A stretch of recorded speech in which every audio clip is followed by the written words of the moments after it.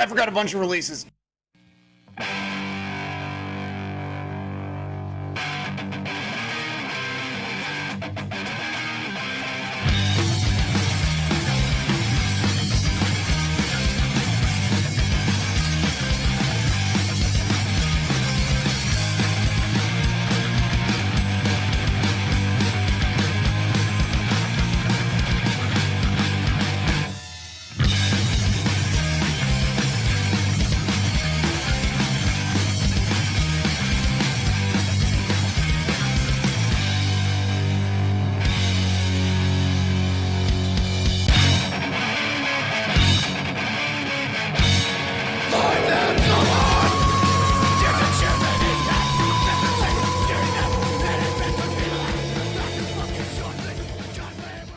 Hey folks, welcome back.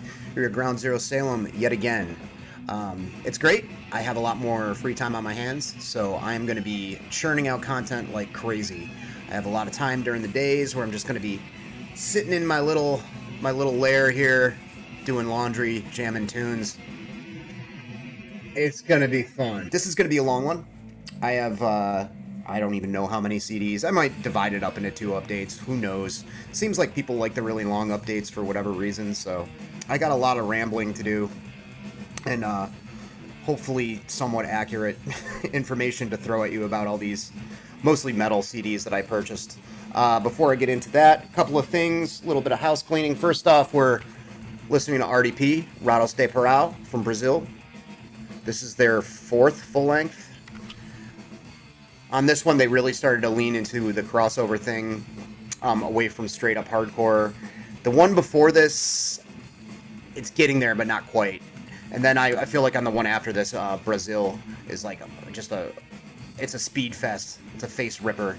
A lot of the really quick Swarm of Bees style like guitar picking on this. Track in the background going's a little bit more of a mid-paced rocker, but I digress. This has both a Portuguese language version and English language version on this. I won't butcher that title, but translated it means dirty and aggressive. So I kind of picked it because it's a recent purchase and it's long. So, with 2 versions of the album going in the background, maybe I'll have enough time. It's been spinning for a while, so we'll see. Anyway, I wanted to mention a few 2021 releases that slipped my mind that I didn't mention on my last 2021 video. I threw up a caption, but these deserve more than that, and there's a few extras as well.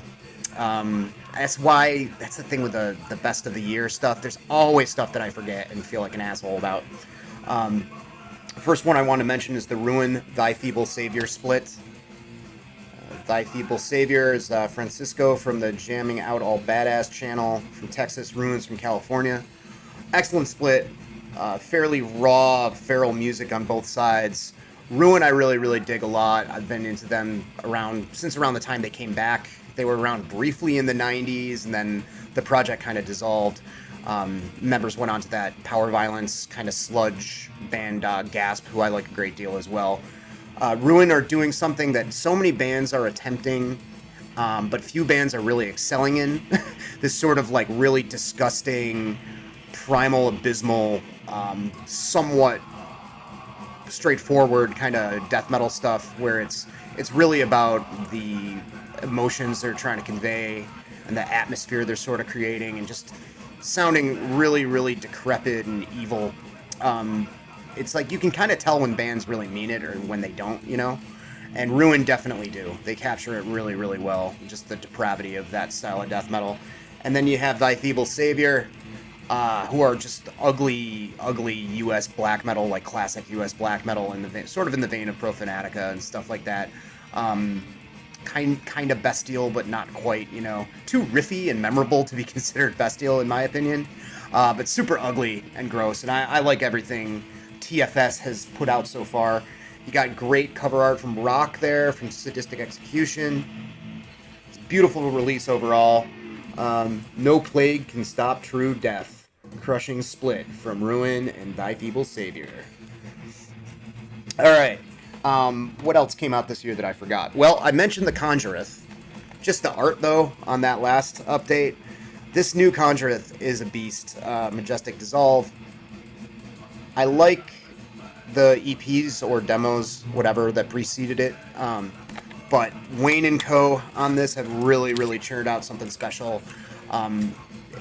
It's a lot. The recording is very much like in the foreground. It's very easy to listen to in a sense, sort of, for death metal. The riffs are really discernible. There's some really killer, like, straight up thrash metal riffs mixed in with the death metal on the first track on this. It really stood out to me. It's foreboding and scary and evil like a good death metal record should be, but there's something about it that's like really easy to just kind of chew onto in terms of the musical approach on it, and I really like that. I completely forgot about Enforced's Kill Grid that came out on Century Media. I think it was super early in 2021. I think that's why I forgot. Not for lack of being a sick record that I really like a lot. Enforced really came into their own on this. Their last release before this, At the Walls, I believe it was called, was like a combination of a few demos, all kind of remixed and released in the form of an album, and that was really good. This is coming from this wave of crossover, kind of spearheaded by Power Trip and Foreseen, bands that may traditionally have kind of cut their teeth in the hardcore scene, but are giving sort of crossover thrash metal stuff more of a go. This is more of a straight up like brutal thrash record more than anything else, I'd say. Strong influence from like Demolition Hammer and Sepultura when at their best, Sepultura between Beneath the Remains and Arise. Their best is hotly debatable. Let me backpedal a little bit there, but that era of Sepultura, we'll say. Stuff in that vein, there's just a tinge of like those influences that come through in bands like Power Trip and Foreseen, the more metallic New York hardcore stuff, and Integrity, but really way more the brutal thrash kind of thing going on. Purgatory, I had to bust this out again. The Lighthouse. I did show this off when I got it. I love the packaging. As far as I know, the vinyl's pretty similar, so I might pick that up at some point. The really just pretty foil stamping, very deluxe, and it's super early melodic Swedish stuff on Transcending Obscurity. One of the guys from Paganizer that's in a bunch of bands. I think his name's Roga or something like that. Roga Johansson. He plays on it. Reminds me a lot of like the first two Edge of Sanity records and stuff along those kind of lines right there. A little bit of Entombed, but leaning more towards something a bit more melodic. Kind of in between, say, Gothenburg and Stockholm. We'll go with that. I'm spitballing here. Great record, though. In the hardcore department, this just came out. The Chisel, Retaliation. British band. Had a bunch of singles last year and this year. Really fucking aggressive hardcore with an anthemic oi edge to it. Rough, raw vocals. If you know my taste in hardcore, it's right along with everything that I like. But there's equal amounts of like faster, meaner American 80s style hardcore and like Blitz and Cockspar even a little bit on there that I'm hearing that I really dig. I don't know. I need to actually sit down and nerd out over the who's who of new wave of British hardcore. I always fuck up that acronym. NWOBHC. I know that there's people that are involved in this that were involved, I think, with Chubby and the Gang and Violent Reaction and the Flex, but that's such an incestuous scene. I haven't really read much about it. All I know is like almost everything out of that scene is fucking great, and I really like this release. Been spinning it a ton on Bandcamp. Cool tape. Kind of wish I'd bought the vinyl, but what are you gonna do? So that's the last of the 2021 stuff I'm gonna talk about. Now let's talk about an insane amount of CDs that I've been stockpiling since before I moved. This is going to be a hot minute. This might be divided up into two updates. We'll see.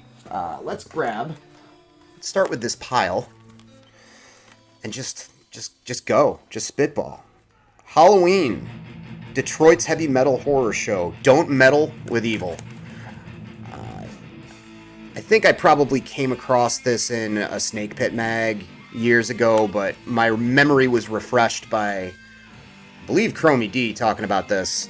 And it's so hot. It feels it's just hot heavy metal from Detroit from the early 80s.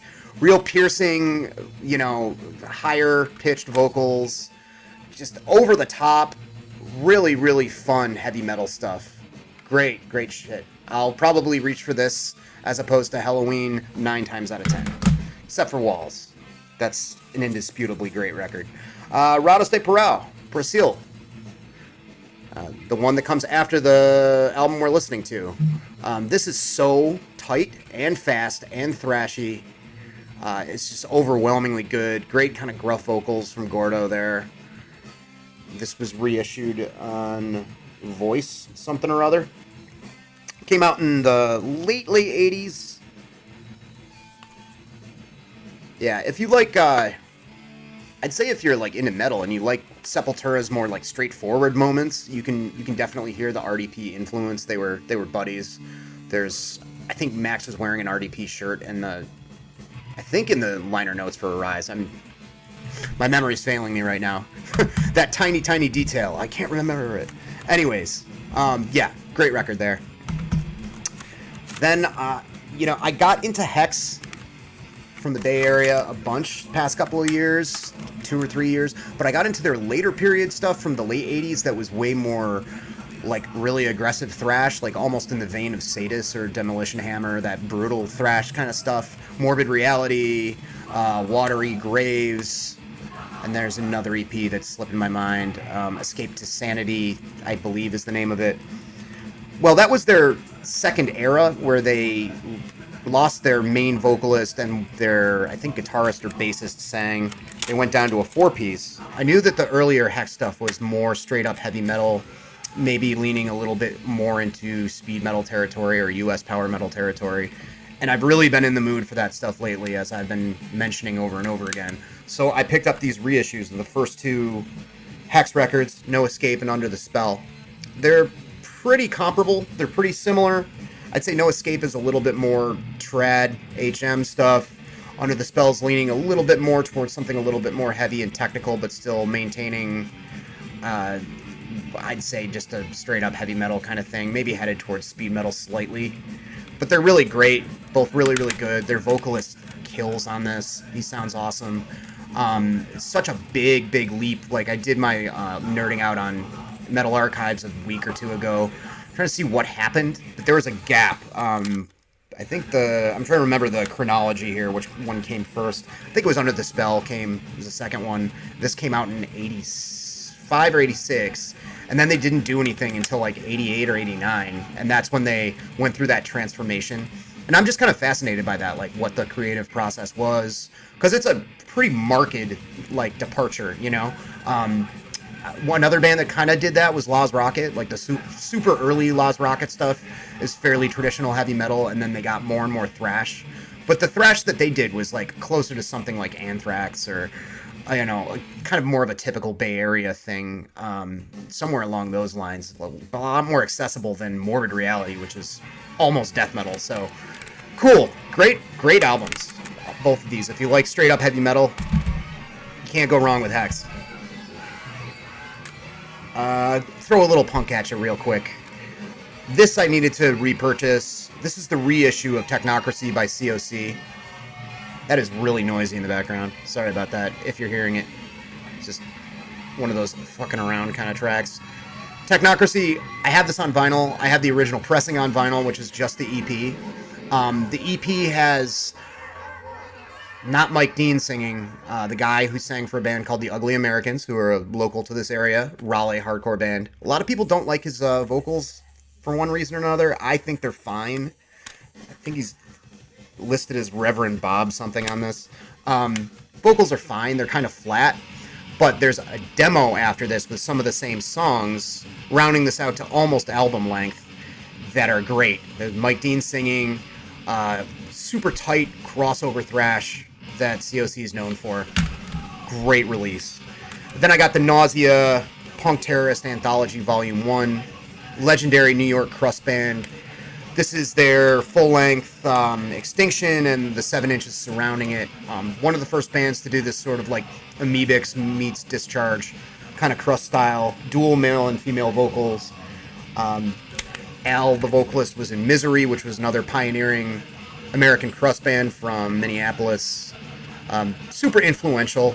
Even though they were a dirty anarcho kind of band, they played a lot with Warzone, with Youth of Today. They were kind of the ambassadors for their style in New York at the time, and I definitely consider them NYHC. I don't care what anybody says.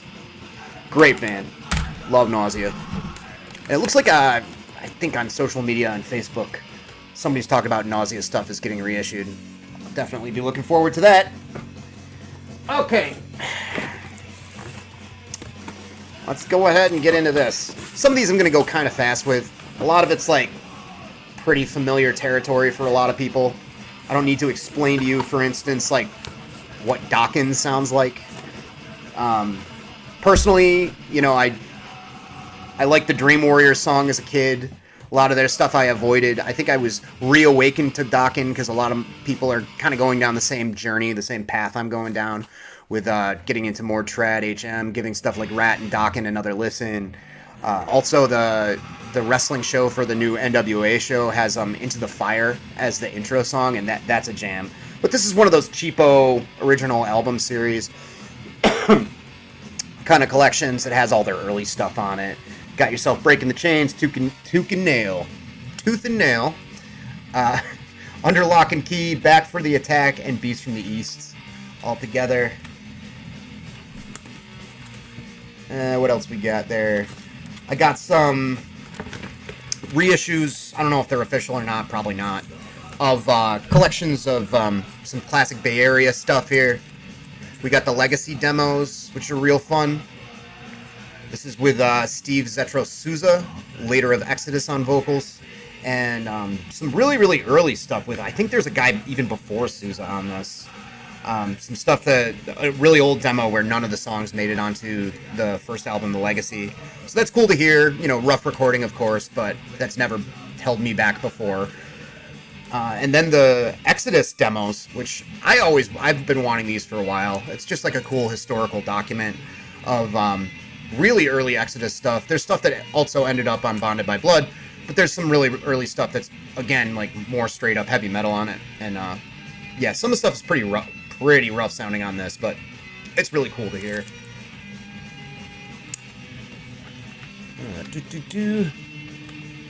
Let's grab a handful, just a big old handful. Vendetta, Go and Live, Stay and Die. You know, this blew my socks off when I was listening to it. I spun it just as I was unpacking this room and setting it up, and I'll be damned if there's not like too much I remember about it now, to be honest. But it's a German thrash metal band. I seem to remember this being a little more controlled than your average Teutonic band, like a little bit more, maybe leaning towards like a slightly more American restrained style of thrash, but I also remember it being like pretty fast. I have to spin it again. Vendetta. The other one that I've showed off before is also a total classic. The ones with the rats copulating on the back. And Agent Steele, Skeptic's Apocalypse. This is one I've seen Marty showing it off a whole bunch. People talk about this band a lot with good reason. You know, this definitely has a certain like speed or thrash tightness to it, but with like a traditional metal vocal execution and just impeccable songwriting. It's a great record. Someone reissued Back on Black. They've done a couple of these, actually. A couple of collections from Back on Black here. Internal Bleeding, Voracious Contempt, The Extinction of Benevolence, and Driven to Conquer. You know, basic 3-disc set. I love these. I can't get enough of these. Just like everything you could want in one spot. Internal Bleeding, I have a long-standing relationship with, but for me, the demos, and I don't want to be that fucking guy, but I really, really love the early demos, especially with the first singer. And they're like $5 demo, which sounds incredible, I think. But I like the singles. Driven to Conquer may be my favorite from this. Voracious Contempt, known for its kind of thin guitar sound, but it doesn't sound bad to me at all. And if you don't know these guys, they took like the stompiest parts of death metal at the time, like Suffocation and those bands from the Northeast, and pretty much created a new subgenre. You know, whether you like it or not, they are more or less responsible for Slam after Suffocation. But yeah, great moshy death metal. That's all I consider it. Internal Bleeding, Hemorrhage, 95 to 99 on Back in Black. Then you got Virus, Scarred for Life. So the middle one here, I used to have this on vinyl, Force Recon. I liked it, and still, actually, after listening to all of these, it's probably my favorite out of these three. This is a British thrash metal band that were around from late 80s up until mid 90s, I believe. Pray for War is really good, except the drums are like, you got to have an ear for like bad drumming if you want to get into Pray for War. I like the music. It's kind of more on par with early like Power from Hell era Onslaught and early Sacrilege and that stuff. Maybe even Broken Bones a little bit. That kind of UK crossover, the UK metal punk stuff. It's like one of those records. And I'd never really known of them as that kind of band, but that's certainly what it sounds like. Force Recon's like more of a straight up thrash band. There's a few weird twists and turns. You can tell they're like probably listening to some Voivod when they wrote this. Lunacy is way more of them trying to attempt to do like a progressive sort of almost kind of technical thrash record. And it's pretty good. It's pretty good. The drummer has improved a great bit by the time they recorded Lunacy. But overall, it's decent, solid thrash stuff. My personal pick's probably Force Recon. Heaven and Hell. I mean, this was, I have to get this eventually kind of purchased for me. Ronnie James Dio, back with the Black Sabbath boys, but legal obligations prevented them from calling themselves Black Sabbath again. Depending on my mood, might be my go-to Dio era Sabbath stuff to listen to, even though it's technically not that. Whatever. F off, Sharon. That's probably the heaviest thing they've done. I really, really like Dehumanizer from the 90s, but the production does sound a little dated. It sounds a little 90s. This is very full, very, very heavy as an elephant's balls. Great, great crushing riffs on it. One of Dio's best vocal performances for sure on it. Love that record. Remember when it came out and just never bought it. I got a Ramones box set here. Don't really need to say too much about the Ramones. You might have heard of a band called the Ramones. This is the Chrysalis years though, which is like later stuff. It's got like Brain Drain on it and Loco Live, which is my favorite live record by them. Super fast stuff. So I think their later stuff into the late 80s and 90s like deserves a lot more love. You know, it's a little bit slower, but like it's moodier and just great. So Ramones, little band called the Ramones. Not just a t-shirt, believe it or not. Panic, Rotten Church. It's like late 80s Brazilian thrash. It's got that rough, kind of almost bestial kind of Brazilian thing. Not really bestial, but that's sort of like raw-throated, rough production kind of vibe that a lot of South American stuff has. But there is a certain like somewhat precise kind of thrash technicality to certain elements in this. And it's a real fun listen. Really, really good record there. Rotten Church. I don't know who that was re-released by. Eternal Champion. This is the one that came out, I think, 2020, because I was going to include this in the 2021 stuff, and I looked it up, and it was 2020. Cool story, bro. Ravening Iron. Yeah, this is, I think, stronger than their debut, to be honest. It's a little bit more just thorough. It's a little bit more consistent, and it's just good, powerful, modern U.S. power metal. Essentially, it's very epic. There's a strong kind of like, I'm hearing some Cirith Ungol in there, and some Manila Road. You can tell what their influences are, but it's really, really well done. From Texas, Dawn Slaughterson. This was a need to get for me for quite a while. Like Dawn is one of those bands that's like so precise and just not a moment wasted in terms of like songwriting, in terms of like impact of every note is perfectly placed. It's almost overwhelming, you know, this venomous kind of thrashy black metal, melodic death metal, whatever you want to call that Swedish greatness that Dawn is. Don't quite like it as the one before it, but it is. Slaughtersun's really, really good. Century Media reissue, I'm assuming. Back in box set land, I got this Budgie box set. This is the MCA album, 73 to 75. In for the Kill's probably my favorite. I have that on vinyl. Kind of paid a pretty penny for like a nice original pressing of it years ago. Definitely worth it. It's the one with In for the Kill. It's the title track. It's the one with Crash Course in Brain Surgery. That would be the famously covered by Metallica track. And really, it's not like the Metallica guys really heavied it up too much. Like, it has 70s production on this, but when Budgie is heavy, they're very, very heavy. They have like a really, really just bottom through the floor, cellar floor, like bass sound that's really thudding and almost kind of farty. That is awesome. They're kind of like this weird mix of Rush and Black Sabbath. That's kind of their the lazy music journalist kind of thing. They do have like some like quieter moments and proggier moments that I really like.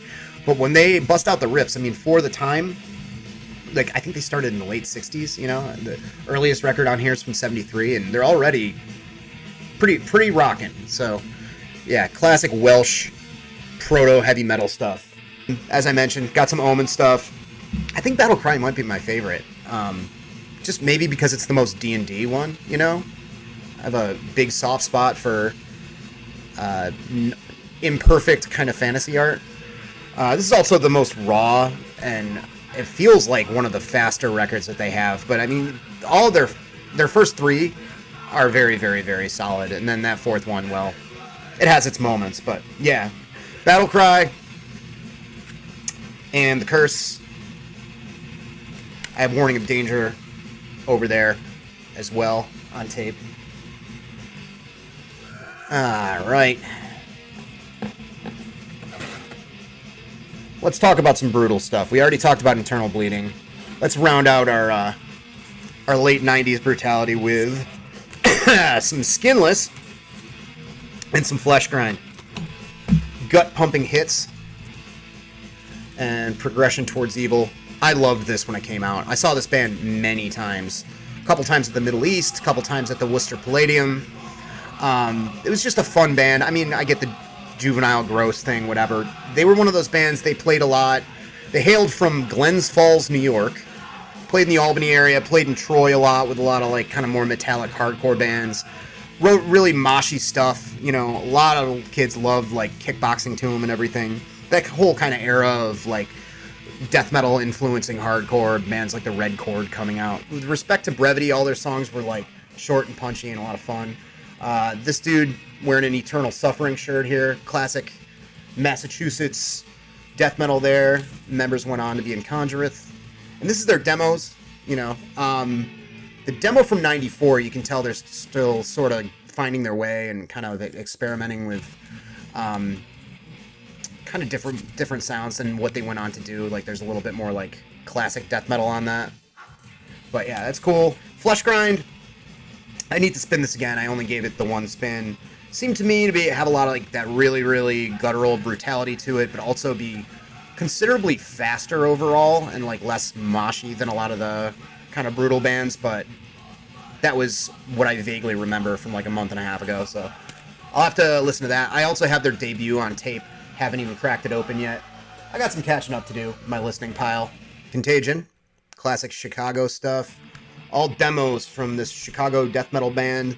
Kind of leaned more into this slower, almost doomy death metal territory as they progressed. Went on to form that band Funeral, who Rick sent me a tape of that. That tape's amazing. It's so good. Not sure that Funeral tape was shelved for years until it got reissued in the early 2000s, recorded in 95. But again, I've said it before, Chicago death metal, and metal in general, is super underrated. That's a great release. I had it for years, actually. I tape traded with, not with my buddy Mario, but from Costa Rica, but a guy in Germany or Sweden. I believe it was Sweden. I traded it with somebody and just got like a photocopied cover and a burned CDR. I wanted to actually have the real thing because it's quite good. Sindrome. This, I believe, is unofficial. It's, again, another kind of brutal thrash band. The first demo on this, Halls of Exterminations, a little bit more like the straightforward thrash kind of stuff. But by the Vault of Inner Conscience demo, they're pretty brutal. You know, it's reaching more towards like a death metal thing almost. Great record. I think they're also from Chicago, if I'm remembering correctly. Flames, Summon the Dead. Reissued by Floga out of Greece, appropriately enough. Greek band. I saw this floating around in a bunch of videos. Did Aaron the Metal Theologian talk about it? Wondering out loud here. A couple of people showed this off 3 or 4 years ago on vinyl, and I was like, oh, I should pick that up. And I was expecting it to be more like straight up heavy metal, which would have been great. That would have been fine. But what I got was like really, really pissed, paint peeling, almost like kind of Teutonic proto black metal stuff, with a few really weird musical choices here and there, some odd stuff going on, which I really, really dig. This is super evil, real, just that sort of like cultural bubble of being in Greece and not really sounding like anybody else, you know, makes bands like Rotting Christ and bands that came after make even more sense, you know. Great record. A little boot of the Rigor Mortis demo from '86. You know, it's rougher than the albums, as you would expect, but even back in '86, they had their shit together in terms of like just being able to play their asses off and just shred. You know, one of the best thrash metal bands of the era, really, in terms of being forward-thinking and extreme for their time. All right, so that's one box down. What are we at? 33 minutes? It's going to be edited down. One band that I gave the treatment to, a good friend of mine from back in the day used to say, oh, you got obsessed with the band, you bought everything by them, or a certain era of them in this case. You gave them the treatment. I gave the treatment to Blue Oyster Cult. It's not like I'm unfamiliar with Blue Oyster Cult, for God's sake, you know. The song that shall not be named, I've heard a million times. But, you know, their early stuff I knew was like pretty heavy. Years ago, I had the live one here, On Your Feet or On Your Knees, on vinyl. Spun it a bunch of times and liked it. One of, you know, my listening tastes evolve over the years, blah, blah, blah. I get more and more into 70s stuff. I kind of went this weird ass-backwards hipster way of getting into, like, 70s hard rock with, like, getting into, and proto-metal, getting into Sir Lord Baltimore first, and, I don't know, you know, Wicked Lady and stuff like that, not really fucking around with Deep Purple or Blue Oyster Cult that much. And those bands were huge and were sold an ungodly amount of records for a reason, because they were awesome. So now I'm just kind of giving Blue Oyster Cult the treatment. I got the self-titled,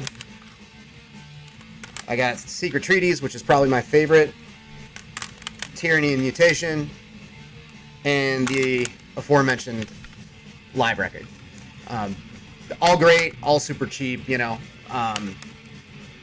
So heavy for its day, you know, and it's one of those things where you get into that whole somewhat well-worn conversation about, like, what is heavy, you know. Just the combination of the way the riffs are arranged and those Hammond organs and the odd sort of occult for the time, like, lyrical stuff going on and song titles. Just the whole package. It's awesome. I can see why they had such an influence. So it's nice to finally really get into them. All for the price of about $20. Back into some silly metal shit here. Witchery, Restless and Dead. Debut Witchery record. Clearly some Necrolord cover art there. I remember this band being a thing, you know, late 90s. I might have even seen them once at the Palladium. I don't remember. This is a reissue of their first album and an EP with a bunch of covers. And the hype sticker said, like, members of At the Gates. I'm sure a bunch of you out there can list off a bunch of other bands that these guys have been in. I don't know what they are.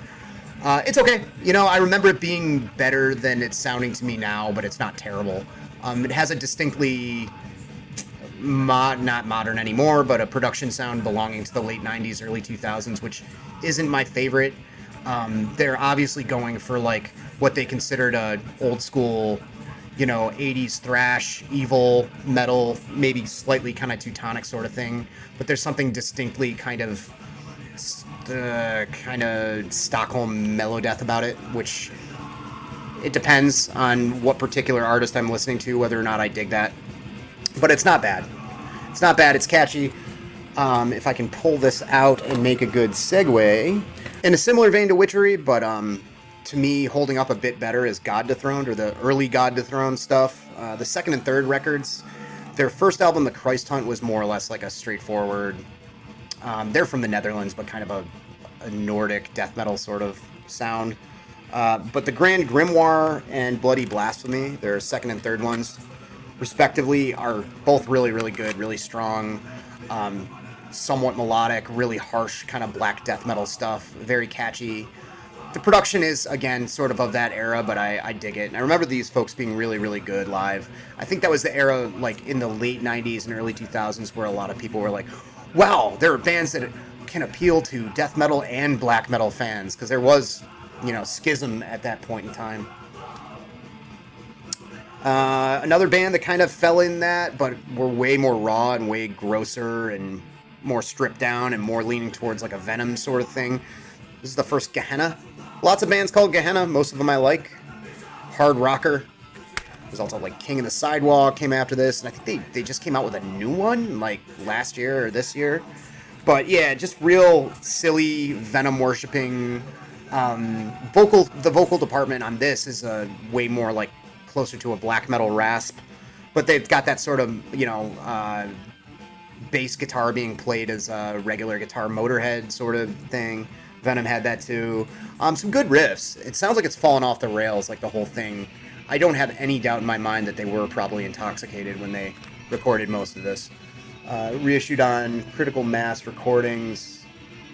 Originally came out, it doesn't say, but I believe it was like sometime around the mid-90s into the late 90s. This is a reissue. I might save my commentary on this a bunch until I do my 90s thrash metal reissue. I will just say that this band, Astharoth, this was reissued on the Crypt recently. Gloomy Experiments. It's cool technical thrash. This band, very technical thrash, very interesting stuff. This band, their two guitarists kept the name and moved to the Bay Area to try to, you know, succeed in that scene. And that's kind of an interesting thing to me, you know, especially because I think the Bay Area stuff was kind of probably dropping off by the time they got there. From Poland. The latest Metal Inquisitor. I love this. This is great. I have some other recordings that I got in a tape trade with Mario. This is Panopticon by Metal Inquisitor. German band. For one reason or another, I had in my brain that they weren't from Germany, that they were from South America. I don't know why. But this is great. I mean, it sounds a lot like classic Iron Maiden to me, with some other influences. You know, musically, definitely Maiden. Maybe vocally a little bit more something else. You know, definitely got clean metal vocals, but not really a Bruce Dickinson sort of thing. Very, very good release, though. Mourning Sign, Last Chamber, and Alienator. I always keep the obies with this, so pull it apart there. Great Scandinavian death metal stuff with some interesting twists and turns. There's some parts that almost kind of remind me a little bit of very early Amorphous. Kind of reminds me a little bit of Entombed. But there's some almost like groove elements in it, and they aren't bad. They're leaning a little bit towards the death and roll thing, but not in a really gross way. There's just touches of it. But yeah, good stuff. Just a couple of demos by this band. Last Chamber and Alienor.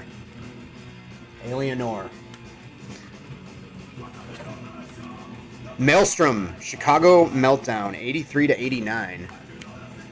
This is a cool band. Speaking of more Chicago metal, interesting kind of approach. Like, there's some songs on it that are leaning towards like a faster kind of proto speed or thrash sort of thing. You know, strong like kind of Motorhead or Tank kind of approach. But then there's some songs that almost kind of sound like just straight up like hard rock that are almost like Kiss, like the 4 or 5 Kiss songs that I like. They remind me of it. And I'm not sure, like, I actually sat down and tried to look up. I'm like, are these covers? Because they're really catchy, and they kind of remind me of some other stuff that I've heard, but couldn't find anything, so I think they're originals. But yeah, classic Chicago band, bunch of demos. Good stuff. Chicago Metal Meltdown. Oh, my nose is so itchy. Ah. Real Delusions. This is a Finnish speed metal comp. Finnish speed and thrash metal explosion, 87 to 91. Came out on Svart. And this runs the gamut from stuff that's a little bit more extreme all the way through till stuff that's very commercial sounding, almost sort of leaning into that funk thrash thing slightly with a few different artists on here. But kicks off with Stone, who are known for being like one of the most important Finnish thrash metal bands of that scene there. But it's got Stone, it's got Fafbay, Massacre, Skeptical, Dethroned, Necromancer, who I remember being really good on this, Protected Illusion, Altars of Destruction, AOD, not to be confused with Adrenaline OD, Rock and Roll Gas Station, and a bunch of others. Very cool, well put together, well curated compilation on Svart, who always do a nice job. Nice thick booklet on this, like cut and paste style there. Lots of information on the bands, pictures. All in all, very well put together. Good shit.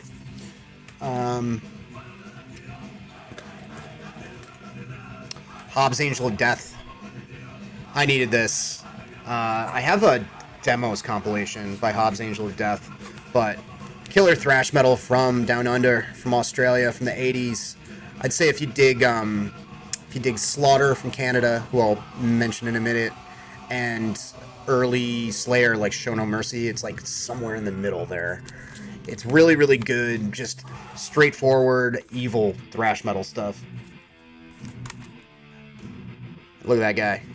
He's an angel of death. What about Calvin's Angel of Death, huh? Alright, Slaughter, speaking of Slaughter, Not Dead Yet and Paranormal. The Not Dead Yet record was recorded under a different name. They changed their name to Strapato, which was the name of their first album, not to confuse things.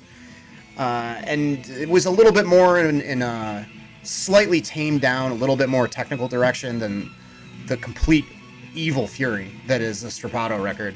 But Not Dead Yet and Paranormal, the recordings are good. It's good. It's still kind of raw in terms of like the recording quality and the guitar tone and everything. And the vocal approach too. Just the songs are a bit longer. A few of them drag a bit, to be honest. There's a song about the alien on here, like from, the Xenomorph from the movie, that like the chorus cracked me up. It's something like, hear the aliens bark, now you're afraid of the dark, or something like that.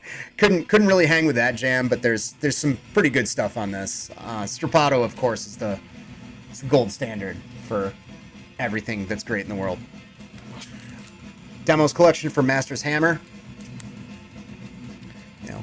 Classic Eastern European, early black metal stuff. I was really impressed by the sound on this. You talk about black metal demos, especially from that part of the world. I was expecting it to be almost unlistenable. It's just kind of rolling the dice.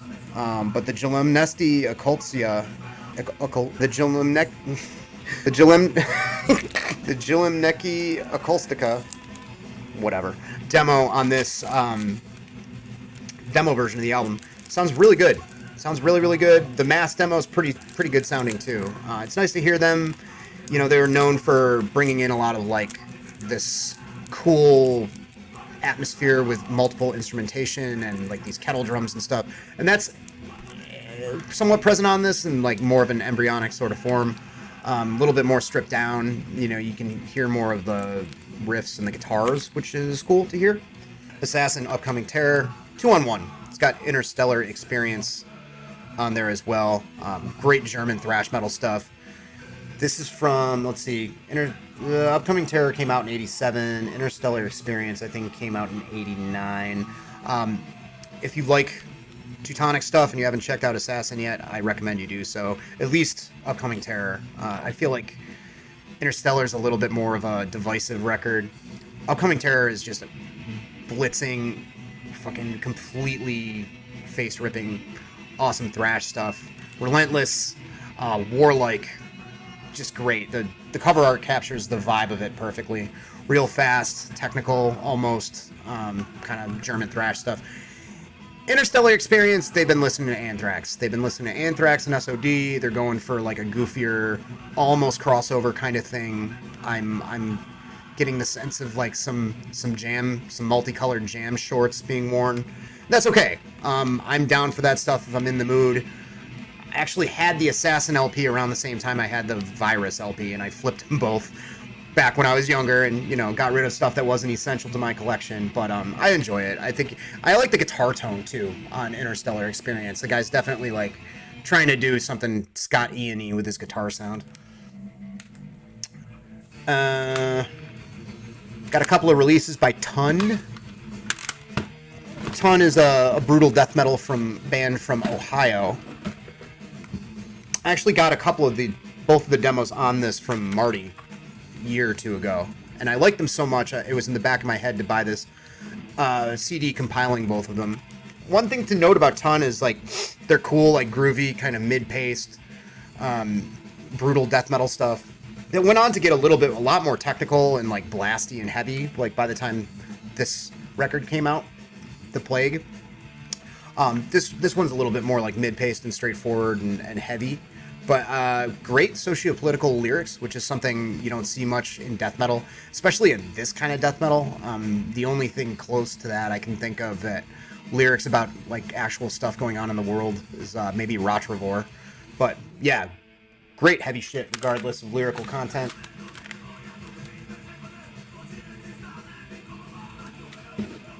Sortilège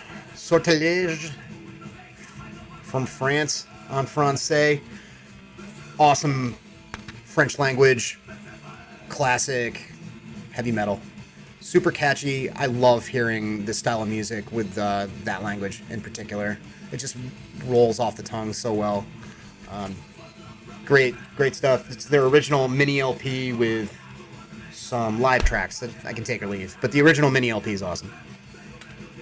Queensryche, first couple of Queensryche releases, The Warning and the self-titled EP. I mean, even early on, like, Jeff Tate just had this piercing wail that was pretty much unfuckwithable. I like this early stuff a lot. I grew up in the era of Silent Lucidity, Jet City Woman, Empire, all that stuff that they did. I have very fond memories of watching those videos over and over again on MTV, but I never really owned anything by Queensryche back in the day. I remember the video for Queen of the Reich and being like, that song rips, that's awesome. Is that the same set as the Rocky Like a Hurricane video? And wanting that stuff. So it's good to finally check in with their early output. Unfuckwithable. Great. Couple of Man-O-Wars. Into Glory Ride and Hail to England. They're starting to really find their footing on these. It's a ways into their discography, a couple of albums in, I think. Their very first album kind of wasn't there yet for me. Hail to England has, Blood of My Enemies, which was, I was always familiar with it when it was covered by Edge of Sanity on the Spectral Sorrows. So that's just like a perfect, triumphant heavy metal song. Hail to England, Kill with Power, Each Dawn I Die, Gloves of Metal on this one. They're starting to really settle into their whole shtick on this, and I'm there for it. Death Squad, Split You at the Seams. Pacific Northwest, death thrash from the late 80s into the early 90s, I think. This is great stuff. Real kind of like heavy, gruff, almost death metal vocals, but not quite. I've been saying it a lot this update, but like a lot of like overwhelming musicianship, just really, really fast. A lot going on at the same time. Very, very good. Intruder, Nashville thrash, Thrashville Nash. Lesser known stuff. I've been seeing the cover for their final album, Psycho Savant, pop up on eBay a lot when I've been searching for stuff. And it was vaguely familiar, so I figured I'd pick up some of their stuff. I really like this. It's, it's not too extreme. It's technical, well-played thrash metal, like kind of clean melodic vocals. Portrait. Here's a 2021 release that I failed to mention. This came out just last year at, what is this called? At One With None. I'll have one with everything. Yeah, this is awesome. This band's known for being sort of like Merciful Fate or King Diamond Worship. And I can hear that on this. Like, the vocals are very competent. Nobody's the king, obviously. But it seems like they're dialing it back into like more of like a general new wave of British heavy metal, or kind of just sort of like traditional metal approach, and not kind of forming their own thing within that, and not necessarily trying to do a complete worship of those Danish folks over there in Danish land. It's good. It's a really, really good record. It kind of fell by the wayside for me, to be honest, for a while, but now that I'm digging out of the pile, I'm gonna spin it again. Got some Savage Graces. Master of Disguise. Talked about this plenty already. Great LA power metal sleaze stuff there. What I was even more interested in, just because I've listened to Master of Disguise Into the Ground, is the Dominatrix EP and demo on here. And it's cool. It's a bit more raw, not quite as fast, but still has that same kind of energy that Savage Grace has in spades. It's a really good release. Monstrosity. This I've been wanting for a while, Enslaving the Masses. This is a compilation of different recordings from Monstrosity. Great Floridian death metal, somewhat underrated, somewhat kind of undersung, probably because of lineup changes. If you didn't know, they had George Corpse Grinder Fisher before he went on to Cannibal Corpse. This compiles some stuff recorded around the same time as Imperial Doom, recorded at More Sound, and then got some demos after that, and some live stuff. Yeah, just kind of an odds and ends demos kind of thing. The first 5 songs on it are from around the same time, and are tracks that are also alternate recordings of stuff that's on Imperial Doom. So if you like Imperial Doom, definitely check this out. It's cool.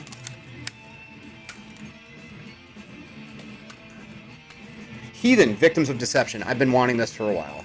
Again, I do want to make that 90s thrash video, so I won't get too verbose here. I really like Breaking the Silence, the debut. It's still probably the best thing they've done for my money.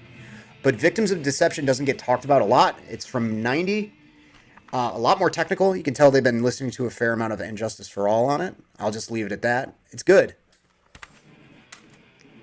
And finally, before my tongue falls out of my friggin' mouth, got Tribulation with the Horror. I got the Tribulation that came out this year. I liked it. I need to go back to it. It's kind of hit me as kind of weird. There's elements of it that are like really gothy and vampiric. I don't know. There's something about it that just didn't hit the spot with me. I know a lot of people like their stuff since their sound kind of shifted. This I've seen referenced a lot as like, you know, the early record that you should check out. I'm not sure if it's their first or not. It's early. I think it is their first. Ken Escobedo, Ken from Ken's Death Metal Crypt, talked about this on, was, you know, putting his Now Playing thing on social media, on Facebook. And I said to myself, I know this stuff is talked about a lot. It was like one of the things that missed my radar. But along with like Repugnance and a few others that were kind of dipping their toes back into the Swedish death metal, traditional Swedish death metal sound in the 2000s before everything blew up, Tribulation gets name checked. So I figured now's the time. Let's check out the Horror, and it rules. Again, I think it kind of tries to capture something in between the harsher, more melodic, sort of black metal-ish stuff going on, like Dissection, and something closer to like Entombed and Sunlight Studios. You know, it's kind of right in there, and it's very, very good. Even before they had like more of like gothy kind of flourishes, like songwriting-wise on stuff and vocally, you got a real sense of like something very like Lich-like and undead on this, and very like just like a stench of a crypt kind of vibe from this that I really dig. And that's it finally. Yeah, this has been going for an hour. I mean, there's gonna be like 20 minutes cut out of this, but still, holy crap. That's it. Vinyl's next. It'll probably be just as long and just as rambly and verbose, so you have that to look forward to. Set up a Ground Zero Salem bingo when I, you know, for different things that I say over and over again. That'll be fun. You can do that. Face melting, face ripping, you know. You can bet money, make money illegally. It'll be rad. Have a good one.